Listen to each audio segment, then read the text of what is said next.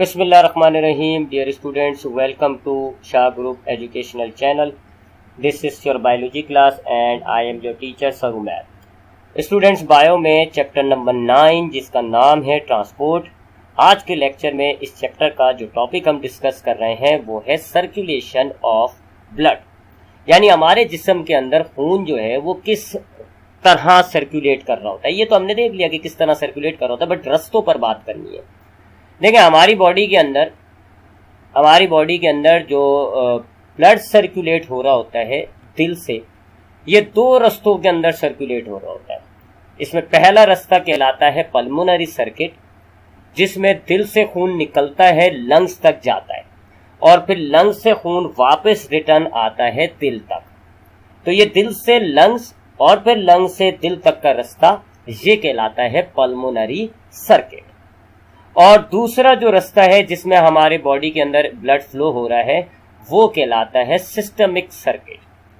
इस सर्किट के अंदर हमारे पास जो ब्लड है वो दिल से निकलता है और बॉडी के तमाम, सिवाय लंग्स के, तमाम टिश्यूज तक जाता है। जी, दिल, आंखें, नाक, कान, हड्डी, दिमाग, सब जगह तक, और फिर तमाम ऑर्गन से वापस रिटर्न दिल तक आता है। तो इस रास्ते को, जिसमें हमारे पास दिल से खून निकला, तमाम ऑर्गन्स तक गया और तमाम ऑर्गन से ब्लड वापस दिल तक आया, इसको सिस्टमिक सर्किट कहा जाता है। So in human, blood circulate through two separate path from heart, ठीक है, और enter twice in heart during one complete circulation. आपके सामने दिल जो है वो खून में 2 दफा आ रहा है। दिल के अंदर खून 2 दफा आ रहा है, एक पूरे जिस्म से आता है और एक लंग से आता है। इसी तरह 2 दफा निकलता है, एक पूरे जिस्म के लिए निकलता है और एक लंग्स के लिए निकलता है। तो इसको हम कहते हैं डबल सर्किट सिस्टम। इस तरह का अगर सर्कुलेटरी सिस्टम हो किसी ऑर्गेनिज्म में कि इसके अंदर खून जो है दिल के अंदर 2 दफा आए और 2 दफा निकले, एक दफा पूरी बॉडी से आ रहा हो, दूसरी दफा लंग्स से आ रहा हो। इसी तरह जब 2 दफा निकलेगा तो एक पूरी बॉडी के लिए निकलेगा और एक लंग्स के लिए निकलेगा। तो इस तरह का सर्कुलेटरी सिस्टम कहलाता है डबल सर्किट सर्कुलेटरी सिस्टम। तो ह्यूमंस में डबल सर्किट सर्कुलेटरी सिस्टम होता है।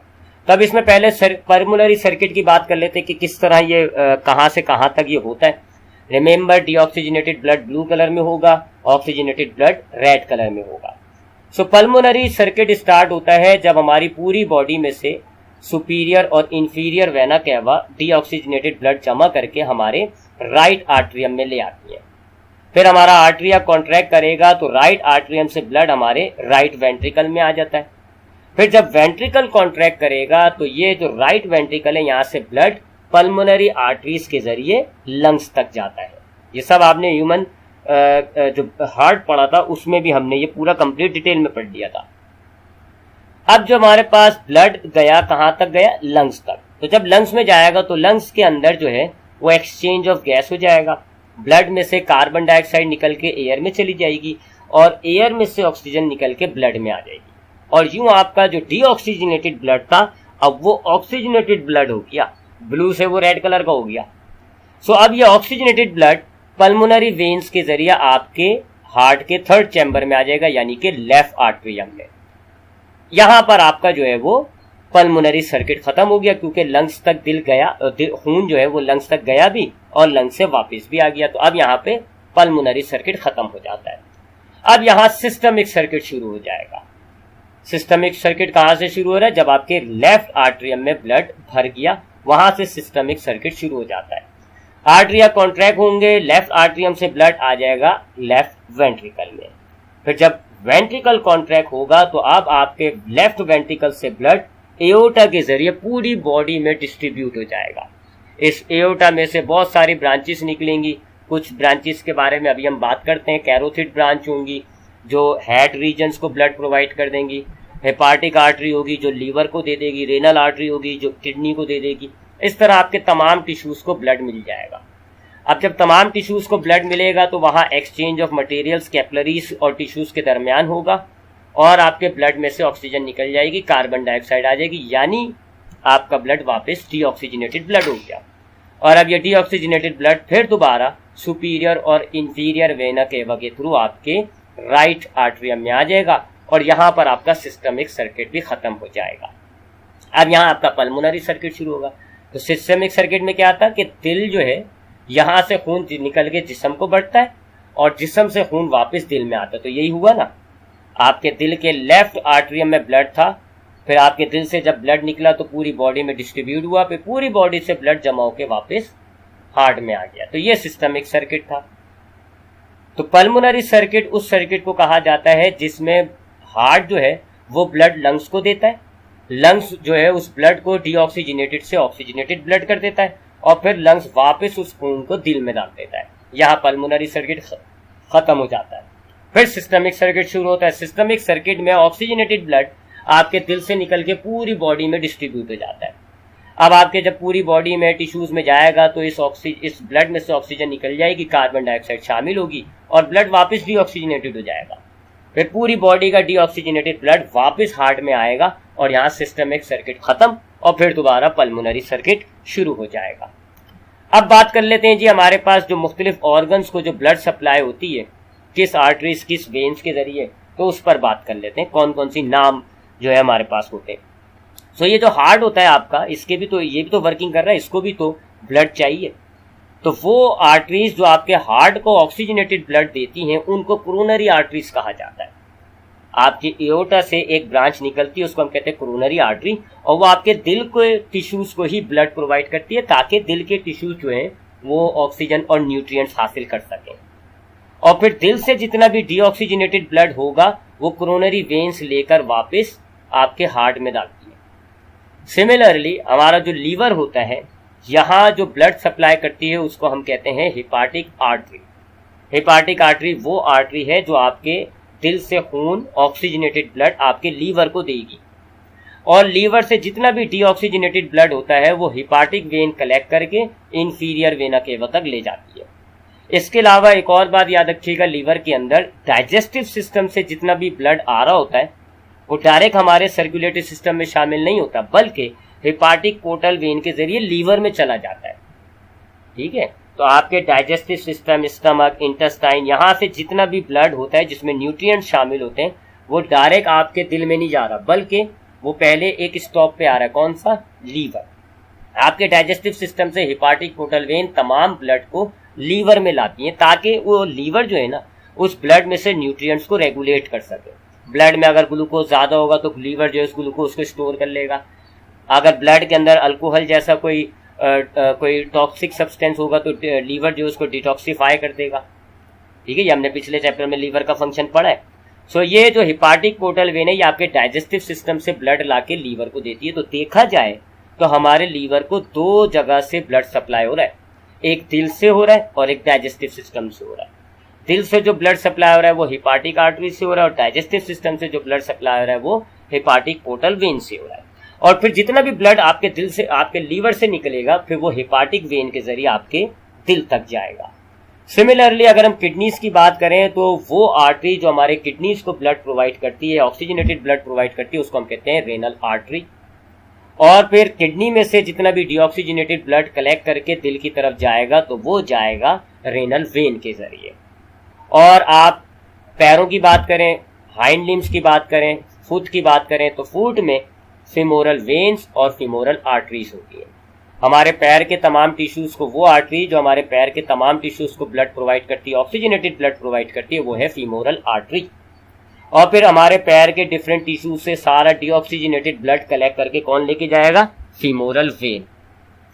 सो ये हमारे डिफरेंट ऑर्गन्स की आर्टरीज और वेन्स हो गई। एंड रिमेंबर, ये जितनी भी आर्टरीज हैं ये सब एओर्टा से निकली है। आपके दिल से जो एओर्टा निकला था फिर वो आगे जाके डिवाइड हुआ इन डिफरेंट आर्टरीज के अंदर, फीमोरल आर्टरी, रेनल आर्टरी और हेपाटिक आर्टरी और कोरोनरी आर्टरी, ताकि आपके बॉडी के डिफरेंट ऑर्गन्स को ऑक्सीजनेटेड ब्लड सप्लाई हो जाए। फिर ये जितनी भी वेन्स हैं, femoral when, renal vein, hepatic when, coronary when, ये सब आपकी वेन्स पे जमा होकर वापस कलेक्ट होकर सुपीरियर या इंफीरियर वेना केवा बन जाती है और आपके दिल में डीऑक्सीजनेटेड ब्लड ले आती है। सो ये अब आते हैं, ये तो हमने दो टाइप के सर्किट्स पढ़े, पल्मोनरी सर्किट और सिस्टमिक सर्किट, इनके डिफरेंसेस पर। तो पल्मोनरी सर्किट के अंदर जो ब्लड मूव हो रहा है वो हार्ट और लंग्स के बीच में मूव हो रहा है। हार्ट से लंग्स में जा रहा है और लंग्स से हार्ट में आ रहा है। जबकि सिस्टमिक सर्किट में जो ब्लड मूव हो रहा है वो हार्ट और रेस्ट ऑफ द बॉडी के दरमियान हो रहा है, यानी पूरी बॉडी से ब्लड हार्ट में आ रहा है और हार्ट से पूरी बॉडी में जा रहा है। इसके अलावा अगर हम पल्मोनरी सर्किट में देखें तो दिल से जो खून निकला और लंग्स की तरफ गया वो डीऑक्सीजनेटेड था, और सिस्टमिक सर्किट में देखें तो दिल से जो खून निकला था वो ऑक्सीजनेटेड था। यानी पल्मोनरी सर्किट में दिल जो ब्लड निकाल रहा है वो डीऑक्सीजनेटेड है, और सिस्टमिक सर्किट में दिल जो खून निकाल रहा है वो ऑक्सीजनेटेड है। इसी तरह उल्टी बात करते हैं, अगर हम पल्मोनरी सर्किट में जो दिल को खून आ रहा है लीवर से लंग्स से आ रहा है तो वो ऑक्सीजनेटेड है, और सिस्टमिक सर्किट में जो दिल को खून मिल रहा है पूरी बॉडी से मिल रहा है वो डीऑक्सीजनेटेड है। अच्छा, पल्मोनरी सर्किट में राइट आर्टरियम और राइट वेंट्रिकल्स इन्वॉल्व होते हैं, और सिस्टमिक सर्किट में दिल के दो चैम्बर्स यानी लेफ्ट आर्टरियम और लेफ्ट वेंट्रिकल्स इन्वॉल्व होते हैं। तो ये था आज का lecture about the blood circulation of human body. अब आते हैं आज के लेक्चर के सेक्शन ए यानी एमसीक्यूज की तरफ। पहला एमसीक्यूज है, in dash circuit blood move between heart and lungs. किस सर्किट के अंदर ब्लड जो है वो हार्ट और लंग्स के दरमियान सर्कुलेट करता है? Systemic, pulmonary, both of this या नन ऑफ दिस? तो बच्चों इसका करेक्ट आंसर है pulmonary. In dash circuit blood move between heart and rest of the body. और वो कौन सा सर्किट है जिसके अंदर ब्लड जो है हार्ट और बाकी तमाम बॉडी के दरमियान सर्कुलेट करता है? तो इसका करेक्ट आंसर है ए, सिस्टमिक सर्किट। अब आते हैं आज के लेक्चर के सेक्शन बी, शॉर्ट क्वेश्चंस की तरफ। Question number 1, what are the main arteries of the body? आपको आर्टरीज के बारे में बताना है कि आर्टरीज कौन कौन सी हैं। तो सबसे मेन आर्टरी तो पल्मोनरी आर्टरी हो गई, जो आपके लंग्स को ब्लड दे रही थी। पल्मोनरी आर्टरी में आपने लिखा, they originate from right ventricle and carry deoxygenated blood to the lungs for exchange of gases. फिर सबसे बड़ी आर्टरी होती है एओर्टा, यानी कि थिकेस्ट आर्टरी है। तो आपने एओर्टा के बारे में लिखा, it is the thickest artery of the body, it originate from the left ventricle and give off branches that supply oxygenated blood to different parts of the body. Aorta terminates into arteries of the head, neck and arm. Aorta arc curves backward to the left side of the heart and continue downward as the dorsal aorta, which distributes blood to regions of the body below the heart. अब ये आपके पास मुख्तलिफ arteries हैं, coronary arteries, hepatic artery, renal artery, femoral artery, mesenteric artery, gonadal arteries. तो ये वो arteries हैं जो आपके मुख्तलिफ ऑर्गन्स को ब्लड सप्लाई कर रही हैं। यहाँ से नोट डाउन कर लिएगा इस आंसर को। क्वेश्चन नंबर 2 पे आते हैं, what are the main veins of the body? जिस्म की बड़ी बड़ी वेन्स के नाम आपको बताना है। तो एक तो पल्मोनरी वेन होती है जो लंग्स से खून ला रही होती है, एक इंफीरियर वेना केवा होती है जो पूरे नीचे की बॉडी से ब्लड कलेक्ट करके ऊपर ला रही होती है, रेनल वेन होती है जो आपकी किडनी से ब्लड जो है वो ला रही होती है, हिपाटिक वेन होती है जो आपके लीवर से ब्लड को ला रही होती है, फीमोरल वेन होती है जो आपके लोअर लिम्स यानी हाइंड लिम्स के पास से ब्लड जो है वो जमा करके दिल को दाके देती है, और एक सुपीरियर वेना केवा होती है जो आपके हेड रीजन से सारा डीऑक्सीजनेटेड ब्लड जमा करके लाके देती है। क्वेश्चन नंबर 3 है जी, who first explain the pulmonary and systemic circulation of blood? यानी वो कौन से पहले शख्स थे जिन्होंने पल्मोनरी और सिस्टमिक सर्कुलेशन जो है ब्लड की वो एक्सप्लेन करी? तो Ibnul Nafis, he was the first Arab physician to explain the pulmonary circuit, ठीक है। और William Harvey was the first to explain the systemic circulation in detail. Question number 4, write difference between pulmonary circuit and systemic circuit? आज के lecture का जो हमने last topic पढ़ा था वो यही था कि पल्मोनरी सर्किट और सिस्टमिक सर्किट के अंदर डिफरेंसेस आपको बताना है। तो ये डिफरेंसेस लिखे हुए हैं, नोट डाउन कर लिएगा। अब आते हैं आज के लेक्चर के सेक्शन सी यानी डिटेल क्वेश्चन आंसर्स की तरफ। क्वेश्चन है, explain circulation of blood in human. तो circulation of blood in human आपको एक्सप्लेन करना है। आपने बताया, in human blood circulate in 2 separate path from heart and enter twice in heart during one complete circulation. This is called double circuit system. और जो circuits हैं उनके आपने नाम बताया, एक तो पल्मोनरी सर्किट होता है, एक सिस्टमिक सर्किट होता है। आज के लेक्चर में हमने इस पर बात कर ली, तो यहाँ से आपने इस आंसर को नोट डाउन कर लेना है। पल्मोनरी सर्किट का पैराग्राफ नोट कर लिएगा ये सारा, और ये है आपके पास सिस्टमिक सर्किट का पैराग्राफ। सो ये आपके पास आंसर हो जाएगा इसका। और डायग्राम आपको बनानी है तो ये इसकी एक सिंपल सी डायग्राम है। आपके हार्ट से दोनों सर्किट शो हो रहे हैं, pulmonary circuit towards the lung और सिस्टमिक सर्किट बॉडी वाला जो सर्किट है वो भी शो हो रहा है। तो ये इस सवाल की डायग्राम है। ये था आज का lecture about the circulation of blood in human heart. इंशाल्लाह नेक्स्ट लेक्चर में इस चैप्टर को आगे बढ़ाएंगे। ख्याल रखिएगा अपना। अल्लाह हाफिज।